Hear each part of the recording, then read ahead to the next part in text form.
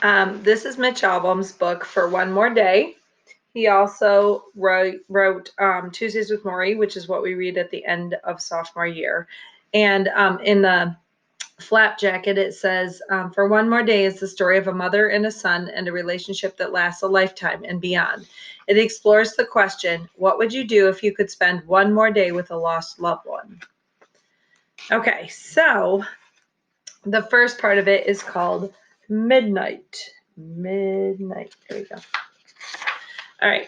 Chick story. Weird name. Let me guess. You want to know why I tried to kill myself. You want to know how I survived, why I disappeared, where I've been all this time. But first, why I tried to kill myself, right? It's okay. People do. They measure themselves against me.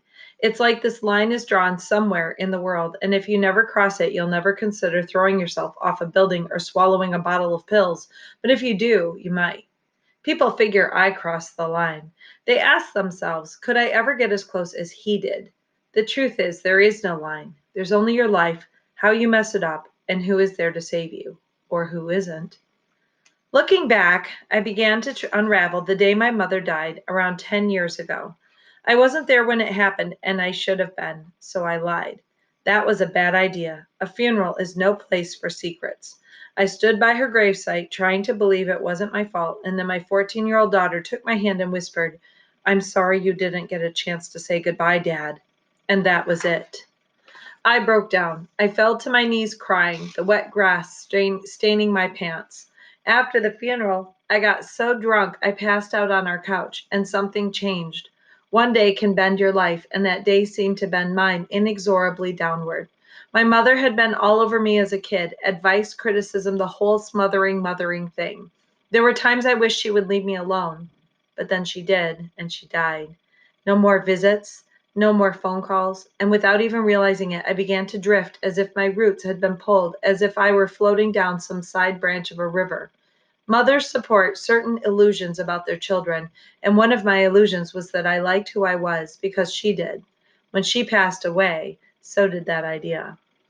The truth is, I didn't like who I was at all. In my mind, I still pictured myself a promising young athlete, but I was no longer young and I was no longer an athlete. I was a middle aged salesman. My promise had long since passed. A year after my mother died, I did the dumbest thing I've ever done financially. I let a saleswoman talk me into an investment scheme. She was young and good looking in that confident, breezy, two buttons undone fashion that make an older man feel bitter when she walks past him, unless, of course, she speaks to him. And then he gets stupid. We met 3 times to discuss the proposal.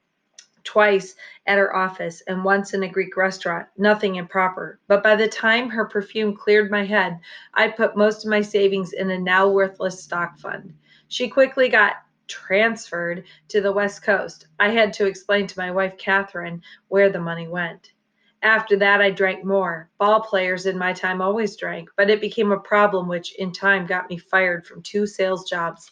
And getting fired made me keep on drinking. I slept badly. I ate badly. I seemed to be aging while standing still. And when I did find work, I hid mouthwash and eye drops in my pockets, darting into bathrooms before meeting clients.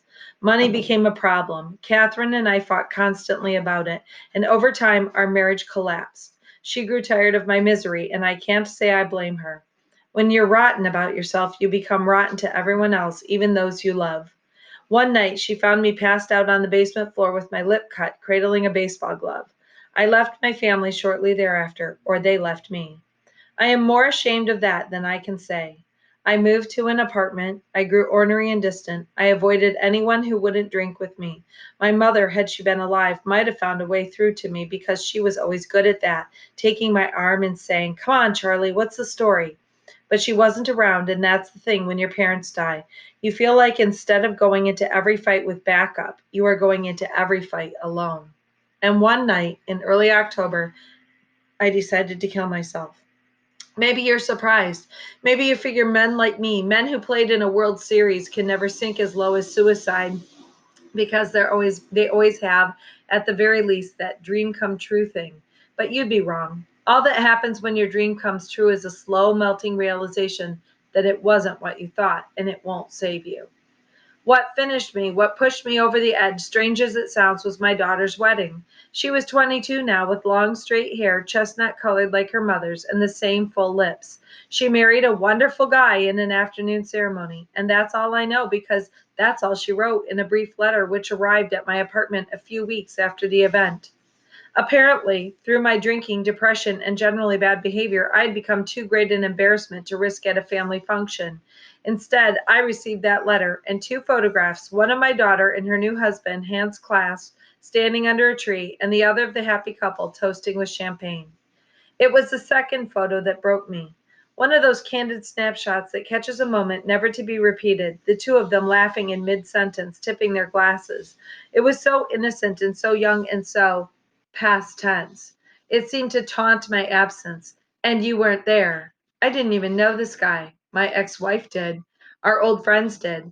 And you weren't there. Once again, I had been absent from a critical family moment. This time, my little girl would not take my hand and comfort me. She belonged to someone else. I was not being asked, I was being notified. I looked at the envelope which carried her new last name, Maria Lang, not Maria Bonetto, and no return address. Why?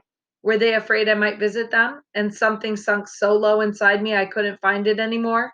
You get shut out of your only child's life. You feel like a steel door had been locked. You're banging, but they just can't hear you. And being unheard is the ground floor of giving up, and giving up is the ground floor of doing yourself in.